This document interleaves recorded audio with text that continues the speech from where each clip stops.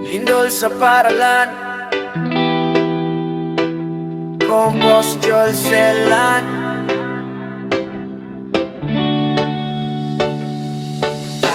Ngayong June 2026, unang araw ng pasok, puno ng pag-asa. Bago ang pintuan ng paaralan, masiglang nagkukwentuhan. Mga bagong gamit, unipormeng malinis at maayos. Ngiti sa labi, pangarap na bitbit.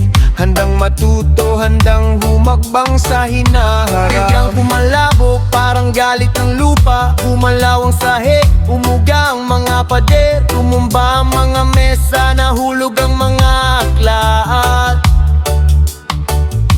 Sigawan ng takot, umalo sa ingay ng paligid. Lindol-lindol ang sigaw na umalingaw-ngaw. Ang dating masayang umaga, biglang nagdilim at nagbago. Ngunit araw na hindi malilimutan. Unang pasok na naging pagsubok ng tadhana. Ngunit mula sa pagyanig at takot na naramdaman, mas matatag tayong babangon, mas matalino't handa.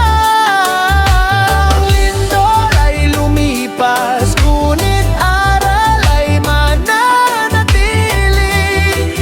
Nasa bawat pagsubok tayo'y magkakapit-bisig lagi.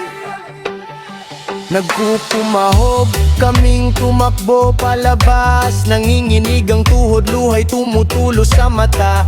Ang gusaling dati matatag at tahanan, ngayon ay nagbabanta parang guguho anumang oras.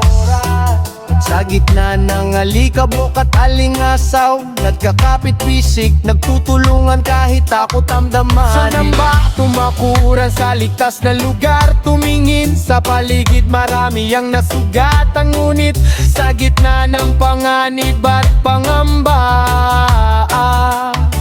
may pag-asa pa ring sumisilay sa bawat isa. Dahil kahit anong galit ng kalikasan, ang pagkakaisa natin ang siyang tatatag, mananatili. Ngunit araw na hindi malilimutan. Unang pasok na naging pagsubok ng tadhana. Ngunit mula sa pagyanig at takot na naramdaman, mas matatag tayong babangon, mas matalino